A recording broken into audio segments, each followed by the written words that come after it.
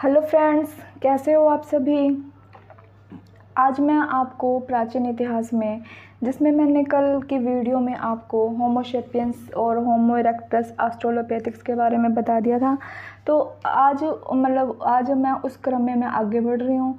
इसमें क्या है कि मैंने जैसे आपको कल बताया था कि वन बाय वन करके हम एक एक चीज़ों को डिस्कस करेंगे। अब हमारे पास क्या है, पूरा पाषाण काल के बारे में मैं आपको बताऊंगी कि पूरा पाषाण काल में कैसे युग परिवर्तित हुए और कैसे क्या चीज़ थी। ठीक है, तो बने रहे आप मेरे साथ और कंसंट्रेशन करके स्टडी को अच्छे से करें।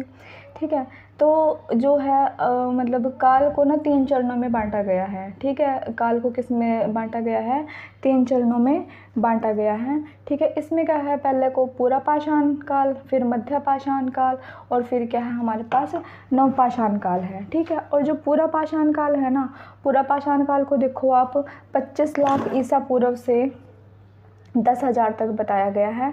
और जो मध्य पाषाण काल है उसको 10,000 से 4,000 तक बताया गया है। और जो नव पाषाण काल है उसको 4,000 से 1,000 तक बताया गया है। लेकिन आप यहाँ पर देख रहे हो कि जो ये पूरा पाषाण काल है ये 25 लाख से 10,000 तक का है। यानी कि यदि हम इसको इसके अकॉर्डिंग देखें, जब मैंने आपको ये होमो होबिलिस बताया था तो ऑस्ट्रेलोपिथेकस था, तो फिर वो कब आया, 30 लाख से लेके 20 वर्ष तक का उसका काल है। लेकिन ये कहाँ से लेके है, 30 लाख से लेके 8,000 तक का बता रहे हैं। ठीक है, और मैंने आपको ये जो पूरा पाषाण काल की अवधि बताई है 25 लाख से 10,000 तक बताई है। तो कहने का मतलब ये है कि पूरा पाषाण काल में हमारे पास इन सब का इस जो मानव बना और जो ये था, इन सब ने कार्य किया है। तो इन सब ने खोज की है, इन सब ने जो भी कार्य किए हैं उसको हम पूरा पाषाण काल में उसके कार्य को पूरा पाषाण काल में बांटा गया है और दिखाया गया है कि कब, जैसे आदि मानव से फिर मानव तो बन ही चुका था, तो मानव के साक्ष्य मिलते हैं। जो भी इसमें आएगा आगे मैं आपको बताऊंगी। जो पूरा पाषाण काल है ना वो हमारे पास बहुत लंबे टाइम तक रहा, और इसलिए ना इसको क्या किया है, इसको 3 भागों में आगे बांटा गया है। इसलिए इसको क्या है गया है, इसको 3 भागों में बांटा गया है।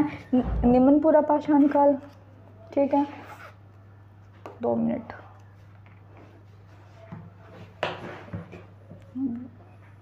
ठीक है, इसमें क्या है, निम्न पूरा पाषाण काल, ठीक है, मध्य पूरा पाषाण काल और उच्च पूरा पाषाण काल। ठीक है, क्योंकि ना ये बहुत लंबा टाइम पीरियड था ना, तो इसलिए इसको क्या किया है, इतिहासकार ने अपनी सहूलियत के हिसाब से इसको आगे आगे बांट दिया गया है।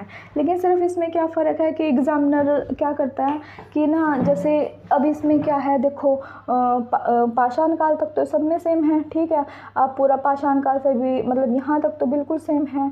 ठीक है, लेकिन इसमें क्या है, निम्न लगा दिया, मध्य लगा दिया और उच्च लगा दिया। तो यानी कि यदि आपके पास में निम्न, ये तो आपको समझ आना चाहिए कि पूरा पाषाण काल का ही क्या है, भाग है। और कई बार क्या होएगा कि यहाँ पर मध्य पाषाण या नव पाषाण लगा के इसको कंप्लीट कर देगा। तो आपको ना समझना होगा कि एग्जामिनर किसके बारे में पूछ रहा है, कौन से पाषाण काल के कौन से पार्ट के बारे में पूछ रहा है। ठीक है, तो इसमें मैं आपको ना कुछ फैक्ट देना चाहूँगी जो भी हैं।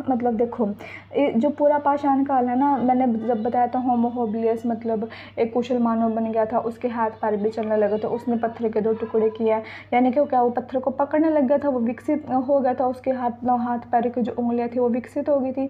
तो पूरा पाषाण काल में क्या हुआ कि मनुष्य ने, जैसे आपको पता है पुरानी कहानी में आपने पता होगा कि पत्थर तो रगड़ रहा था, उनमें से चिंगारी निकल के सूखी झाड़ियों में जा लगी और आग की खोज हो गया। तो इस तरह का आग की खोज हुई थी। तो पूरा पाषाण काल में ना यदि पूछा गया ना कि आग की खोज कब हुई है, तो आग की खोज हुई है हमारे पास पूरा पाषाण काल में।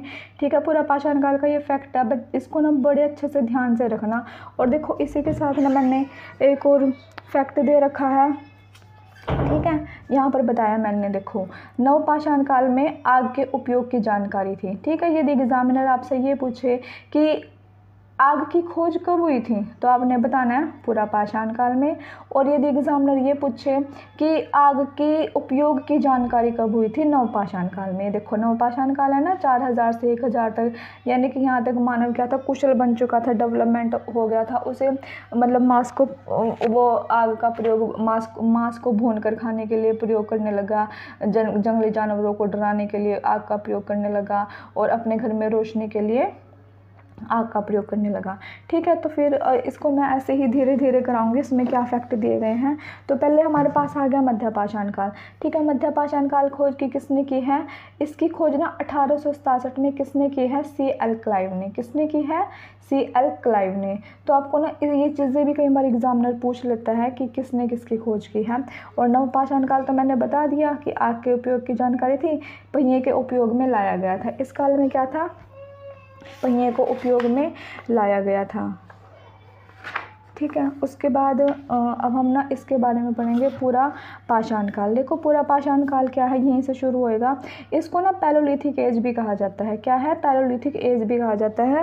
देखो एग्जामिनर क्या करता है, कई बार ना हमसे क्या करता है, वो इंग्लिश में पूछ लेता है कि पैलोलिथिक एज क्या होता है, क्योंकि हम हिंदी में तो पढ़ चुके होते हैं पूरा जो हिंदी मीडियम के बच्चे हैं वो हिंदी मीडियम पर फोकस करते हैं, इंग्लिश में नहीं इतना चीज़ों को मतलब वो फोकस कर पाते। तो कई बार एग्जामिनर क्या होता है कि वो पैलोलिथिक पूछ लेता है, इसलिए इसको क्या कहते हैं? पैलोलिथिक एज कहते हैं। अर्थात इसको पत्थरों के युग के नाम से जाना जाता है। इस काल में मानव के द्वारा जो हथियार बनाए गए वो प्राय कौन से थे? यू आकार के थे। यू आकार के थे। यू आकार के थे। ठीक है, गंडासे व गोल उपकरण थे। बलवा पत्थर था। पूरा पाषाण काल में 3 भागों में बांटा गया है। 3 कालों में बांटा गया है। निम्न पूरा पाषाण काल, मध्य पूरा पाषाण काल और उच्च पूरा पाषाण काल।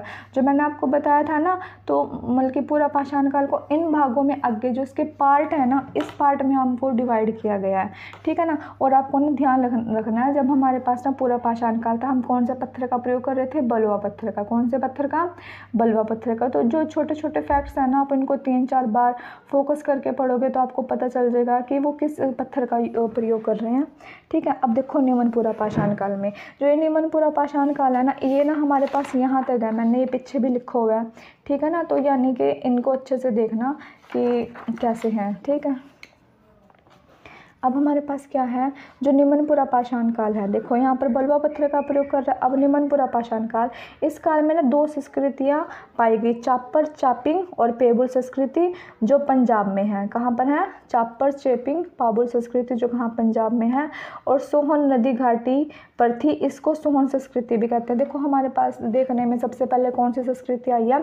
सोहन संस्कृति। कौन सी संस्कृति आई है? सोहन संस्कृति। तो आप ना इनको बार बार रिवाइज करोगे ना, तो आपको ना ये अच्छे से याद हो जाएगी, क्योंकि मैंने ना इन चीज़ों को इस तरह बनाया, इस तरह स्टोरी सी क्रिएट करके बनाया ताकि आप इनको अच्छे से याद कर पाओ। ठीक है, फिर हमारे पास क्या है? मध्य पूरा पाषाण काल। मध्य पूरा पाषाण काल में क्या है?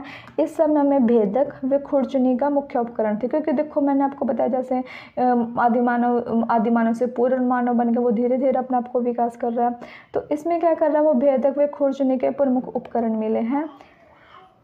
इसको खुरचनी व भेदक संस्कृति के नाम से भी जाना जाता है। किसको? इसको खुरचनी व भेदक संस्कृति के नाम से भी जाना जाता है। अब उच्च पूरा पाषाण काल क्या है? इस समय मानव आखेट पर निर्भर था, रहने लगा खाना बदोश था। इस समय में हड्डियों की निर्मित मातृ देवी की क्या मिली है? मातृ देवी की मूर्ति मिली है, इलाहाबाद के लोहंदा से मिली है। मतलब ये है ना कि इस काल में क्या है कि हमें ना मातृ देवी की हड्डियों की मूर्ति भी मिली है। ठीक है, क्योंकि देखो होमो इरेक्टस की हड्डियों की खोज तो होने लगी थी, तो धीरे धीरे ये भी तो उसी काल में शामिल है ना। ठीक है, तो आपको इसमें ध्यान रखना, जो इसमें है हमें पेबुल संस्कृति चापर चेपिंग पंजाब से सोहन नदी घाटी पे, और इसमें कौन सी मिल रही है? खुरचना और भेदक संस्कृति मिल रही है। और ये भी ध्यान रखना कि किस में मिल रही है। ठीक है,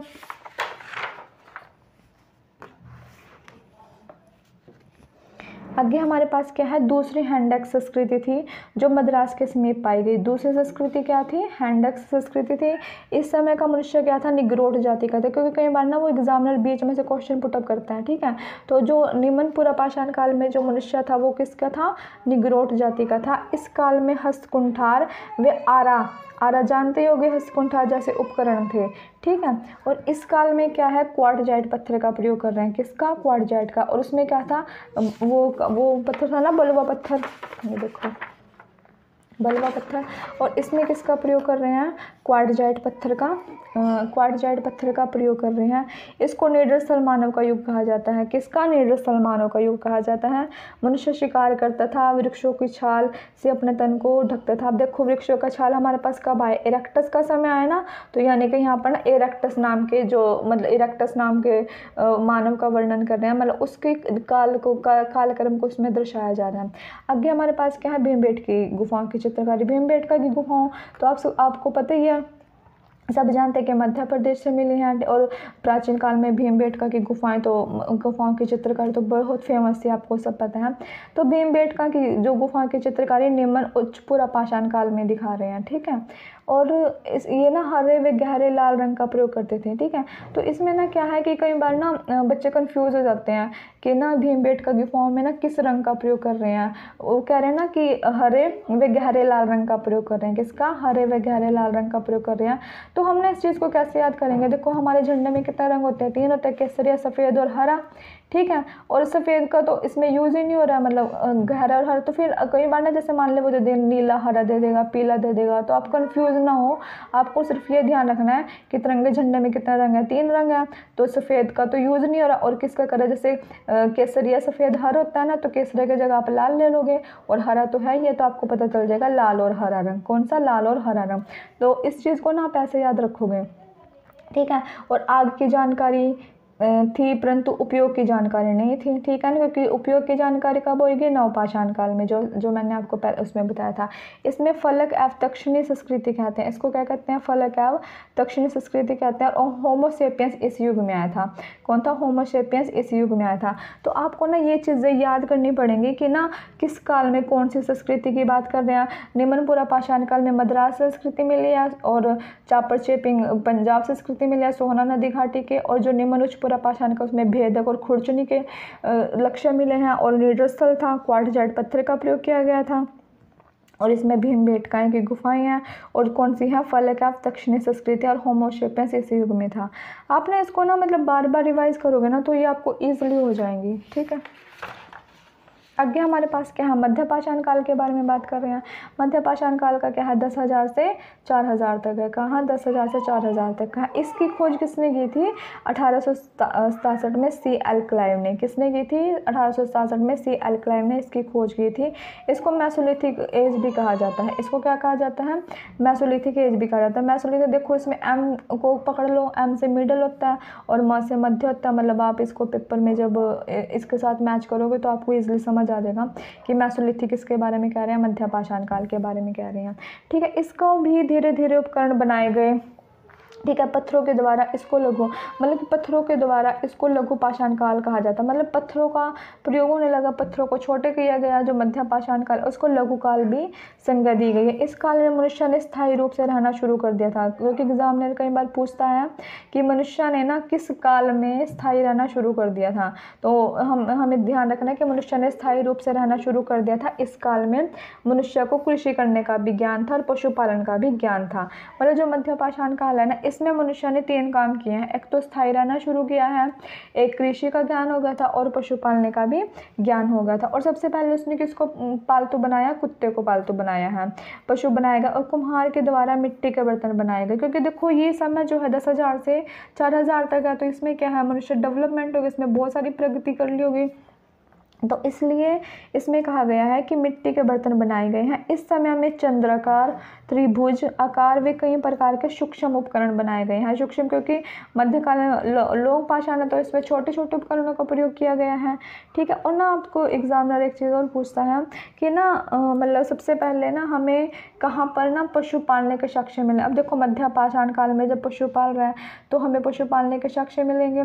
तो सबसे पहले हमें कहाँ मिला है, बैगौर के राजस्थान में। कहाँ पर मिले हैं, बैगौर के राजस्थान में 5,000 पहले पशु पालने के साक्ष्य मिले हैं। 2 जगह से मिला, एक तो बैगौर के राजस्थान में और दूसरा क्या है, आदमगढ़ जो मध्य प्रदेश में है। किसमें, आदमगढ़ जो मध्य प्रदेश में है। एग्जामिनर क्या करेगा, आपको ना बागौर दे देगा, क्या कहेगा कि पशु पालने के शख्स कहाँ मिले हैं, तो बागोर या कुछ दे देगा, तो आपको ध्यान करना पड़ेगा बागोर। और कई बार क्या कहेगा वो बागोर नहीं देगा, राजस्थान दे देगा।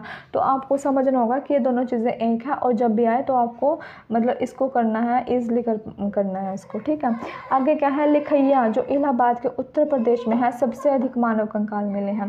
देखो यहाँ पर तो जानवर के साक्ष्य मिले हैं, ठीक है, लेकिन वो कह रहे हैं कि उत्तर प्रदेश में सबसे अधिक मानव के कंकाल के साक्ष्य कहाँ मिले हैं, तो हमें बताना है कहाँ पर मिले हैं, लिखैया में। कहाँ पर मिले हैं, लिखैया में। और देखो हमारे पास एक और फैक्ट है, 54 मांडू, क्या है, 54 मांडू जो इलाहाबाद के उत्तर प्रदेश में है, वहाँ हड्डी मिट्टी से बने बर्तनों के साक्ष्य मिले। किसके मिले हैं, मिट्टी से बने बर्तनों के साक्ष्य मिले हैं, ठीक है। तो मध्य पाषाण काल के बारे में ये था। अब हमारे पास क्या आ गया, नव पाषाण काल। नव पाषाण काल का है 4000 से 1000 तक का काल है। इसमें क्या था कि इस शब्द का प्रयोग सर जॉन लुबाक ने, किसने किया है, सर जॉन लुबाक ने 1865 ईस्वी में किया था। और मध्य पाषाण काल 1867 में किसने किया है, सी एल क्लाइव ने। किसने किया है, सी एल क्लाइव ने। तो आपको ये चीज़ें याद करनी पड़ेंगी, ठीक है। और इसको क्या बोला जाता है, नैनोलिथिक एज। क्या बोला जाता है, नैनोलिथिक एज। और एन से न को कोरिलेट कर लेना, और आपको ये एग्जाम में इजीली समझ आ जाएगा कि किसको क्या बोला गया है। इस काल में मनुष्य ना धनुष बाण जैसे उपकरणों का प्रयोग करने लगा था। क्या इस चीज़ का, धनुष जैसे का प्रयोग करने लगा। इस समय में मनुष्य स्थायी जीवन जीने लगा था। उसमें क्या था, मतलब जीना शुरू कर दिया था, लेकिन इसमें क्या कर रहा है, स्थायी जीवन जीना शुरू कर रहा है। और आग के उपयोग की जानकारी हो गई थी, पहिए का आविष्कार हो गया था, कुंभकारी का ज्ञान भी था, कृषि की जानकारी भी थी, जौ, गेहूँ, चावल, मक्का, खजूर, कपास आदि फसलों को उगाना शुरू कर दिया था, ठीक है। और मेहरगढ़ जो बलूचिस्तान के पाकिस्तान ज़िले में पुरानी खोजों के अनुसार कृषि के साक्ष्य मिले हैं। देखो एग्जामिनर ना कई बार ये पूछता है कृषि के प्राचीन साक्ष्य कहाँ मिले हैं, तो हमको कहाँ मिले हैं, मेहरगढ़ के बलूचिस्तान के पाकिस्तान ज़िले में। और ये किसके अनुसार है, पुरानी खोजों के अनुसार है, ठीक है। और दूसरा क्या है, लोहरा देव जो संत कबीरदास नगर है उत्तर प्रदेश में, क्या है, उत्तर प्रदेश में 8000 ईसा पूर्व चावल के साक्ष्य मिले हैं नई खोजों के अनुसार। और देखो ये मैं 7000 जबकि पहले आता है, और मतलब पहले आता है और 8000 बाद में आता है, लेकिन मैं इसको पुरानी खोज बोल रही हूँ और इसको नवी खोज बोल रही हूँ। तो इन दोनों में क्या डिफरेंस है ना, तो ये यीशु मसीह के समय के अकॉर्डिंग है, ठीक है। यीशु मसीह के मतलब BC और AD में क्या फ़र्क होता है वो मैं आपको मतलब जो नेक्स्ट मैंने वीडियो बना रखा है उसमें अच्छे से जस्टिफाई कर रखा है।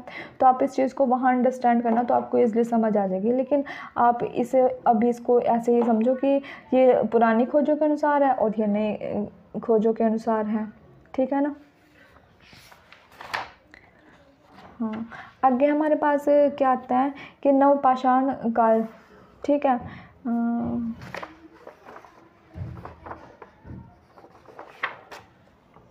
आगे हमारे पास आता है, हाँ यही आता है हमारे पास ना,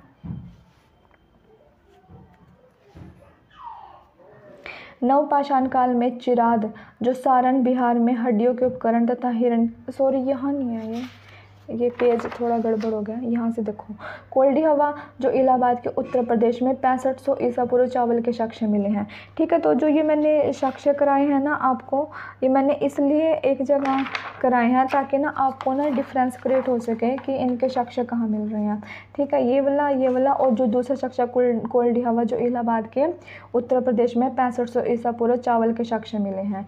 तो ना जो हमारा जो स्थल है जहाँ से हमें मिल रहे हैं, क्योंकि जो पूरा पाषाण काल, मध्य पाषाण, होमो इरेक्टस, होमो सेपियंस, हड़प्पा सभ्यता जो भी हमारे सामने आएंगे, तो इनके जो स्थल है ना वो पूरे वर्ल्ड में मिले हैं, ठीक है। कहीं पर इंडिया में कुछ स्थल, क्योंकि देखो आपको कुछ चीज़ें जैसे मध्य प्रदेश, बागोर, राजस्थान, आदमगढ़ और कई चीज़ें पाकिस्तान, इन चीज़ों में मिलेंगी। तो कहने का मतलब ये है कि जो साक्ष्य है ना वो पूरे वर्ल्ड में मिले हैं। तो जो भिन्न भिन्न प्रकार के उन्होंने मतलब जो वहाँ के जो पुरानी चीज़ों को पुरातात्विक थे उन्होंने उन चीज़ों को इकट्ठा किया है, तो उसके हिसाब से, क्योंकि हिस्ट्री में बहुत सारी चीज़ें दी गई हैं, ठीक है ना। तो ये चीज़ें आपको ध्यान रखनी पड़ेगी कौन से साक्ष्य कहाँ से मिल रहे हैं, क्योंकि जो ये था ये पूरे वर्ल्ड में था, ये नहीं है कि किसी एक जगह पर था, ठीक है। उसके बाद हम क्या करेंगे, मध्य पाषाण स्थल जिनकी खोज जी.आर. शर्मा के द्वारा की गई है। ठीक है, ये ना मध्यापाषाण स्थल है, इसको ध्यान रखना। और इसको ना एक जगह पर क्यों लिखा गया और अलग से क्यों लिखा गया, देखो जैसे मान लो कई बार क्या होता है कि ना कहीं पर हमें कोई चीज़ इकट्ठे मिल जाते हैं, एक ही राज्य होता है, एक ही जिला, एक ही गांव, मतलब हम इन हैं, तो हम ना वो जो 3 सारी चीज़ें इकट्ठी मिल जाती हैं तो वो चीज़ उसके लिए फेमस हो जाती है। जैसे मान लो अब हम कहते हैं साइंस नगरी किसे कहते हैं, अम्बाला को बोलते हैं। औद्योगिक नगरी किसे कहते हैं, फरीदाबाद को बोल देते हैं। मतलब जहाँ पर जो चीज़ें इकट्ठी मिल जाए, जो चीज़ें जिसके लिए फेमस हो जाए ना, तो उन चीज़ों को एक ही स्थल में रखा जाता है। अब इन्होंने क्या किया, मध्यापाषाण स्थल है ये ना मध्य काल के दौरान मिली हुई चीज़ें हैं, और इनकी खोज किसने की है, जी.आर. शर्मा के द्वारा की गई है। और इनकी सबसे बड़ी बात पता क्या है, ये ना क्या होगा कि ये सारे एक ही, देखो उत्तर प्रदेश प्रतापगढ़ जिला, उत्तर प्रदेश प्रतापगढ़ जिला, उत्तर प्रदेश प्रतापगढ़ जिला। ठीक है, लेकिन ये ना छोटे छोटे गाँव, क्योंकि एक जिले में काफ़ी सारे गाँव होते हैं ना, तो ये गाँव हैं मतलब अलग अलग है, जहाँ से हमें ना कुछ साक्ष्य मिले हैं। देखो सरायनहार, महादहा, दमदमा, देखो इनमें ना क्या चीज़ मिली है, देखो। और इनको ना हमें याद करने का ना कैसे है कि देखो महा है, म से मध्यम में होते हैं ना कोई चीज़, अब महा को ना मध्यम में रखना, महा, और दमदमा और सराय, देख स को आप थोड़ा ना माइंड में आप बना लेना कि महा दहा तो हमने मध्य में रखा, आगे हमने सराय लिख दिया और पीछे हमने दमदम लिख दिया। ठीक है, तो ये थोड़ी को रिलेट करके करना। ठीक है, और इसमें क्या बता रहे हैं, सराय नहर में क्या है, देखो पहली बार कहते हैं, पहली बार हमें युद्ध के साक्ष्य मिले हैं। कहाँ पर मिले हैं, पहली बार हमें युद्ध के साक्ष्य मिले हैं।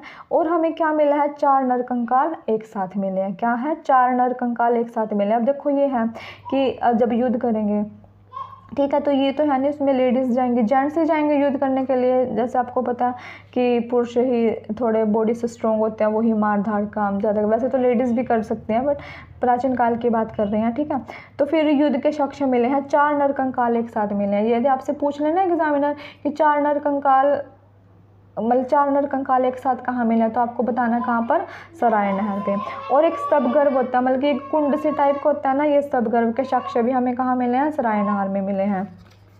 ठीक है, और देखो महादहा, इसमें ना हमें मृग सिंह के छल्ले, मृग सिंह यानी कि हिरण के बारे में बात कर रहे हैं, तो हमें ना हिरण के छल्ले मिले हैं। हिरण के जो सींग होते हैं ना, हिरण सिंह के छल्ले, हिरण सिंह के छल्ले और हड्डियों के आभूषण मिले हैं। हिरण सिंह के छल्ले और हड्डियों के आभूषण, और स्त्री पुरुष का युगल समाधान। देखो यहाँ तो जेंट्स था, लेकिन यह कह रहे ये स्त्री पुरुष का युगल समाधान मिला है। स्त्री पुरुष का एक, यानी कि स्त्री पुरुष को इकट्ठा ही दफना दिया गया था, उसका युगल समाधान है।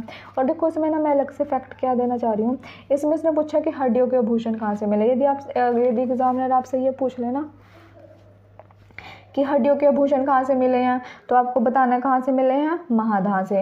लेकिन यदि वो ये पूछ लेना कि हड्डियों के उपकरण कहाँ से मिले हैं, ठीक है ना, क्योंकि एग्जामिनर इन चीज़ों में बहुत कन्फ्यूज़न करता है, क्योंकि हमें ये तो याद आ जाती है कि हड्डियाँ की बात कर रहा है, बट हमें ये नहीं याद आता कि आभूषण की बात कर रहा है या उपकरण की बात कर रहा है।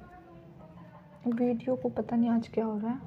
ठीक है, आभूषण की बात कर रहा है या उपकरण की बात कर रहा है। ठीक है, यदि आभूषण की बात करें तो महादहा, और उपकरण की बात करें तो आपने क्या बताना है, सराय नहर। क्या बताना है, सराय नहर। ठीक है, आगे हम दमदम में पहुंच गए। दमदम में क्या मिला है, 3 नरकंकाल एक साथ। यहाँ पर तो 4 नरकंकाल एक साथ मिले हैं, और यहाँ पर क्या है, 3 नरकंकाल एक साथ मिले हैं, और यहाँ पर 5 युगल समाधान एक साथ मिले हैं। अब क्या, 5 युगल समाधान, यानी कि हस्बैंड वाइफ को मतलब इकट्ठा दबा दे तो 5 युगल समाधान। तो इसमें ना एक फैक्ट क्या है, मतलब आपको पता है 4 नरकंकाल, स्तंभगर्भ, हड्डियों के उपकरण, मृग सिंह के छल्ले, युगल पुरुष समाधान, 3 नरकंकाल एक साथ, 5 युगल समाधान। तो आपको ये चीज़ें याद रखनी है। ठीक है, आगे हमारे पास क्या है, आगे हमारे पास एक थोड़ी सी है वीडियो, ये थोड़ा सा पेज रह गया।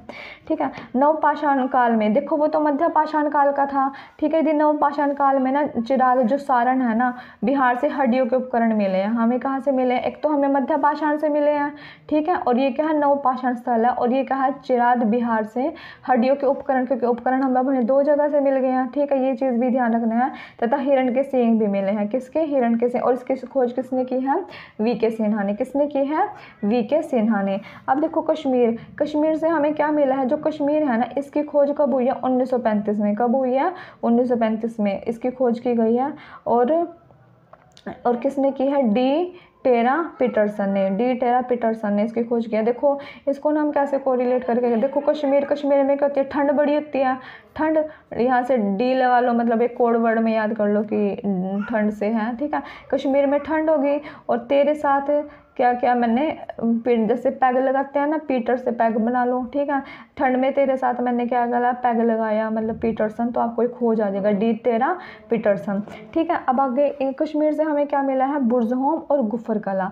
बुर्ज़होम से क्या मिला है, लोग गड्ढे में रहते थे, शिकार या मछली पालन करते थे। क्या करते थे, गड्ढे में रहते थे और शिकार में मछली पालन करते थे। और एक कब्र में मालिक के साथ कुत्ते को दफनाया गया है। क्या है, एक कब्र में मालिक के साथ कुत्ते को दफनाया गया है।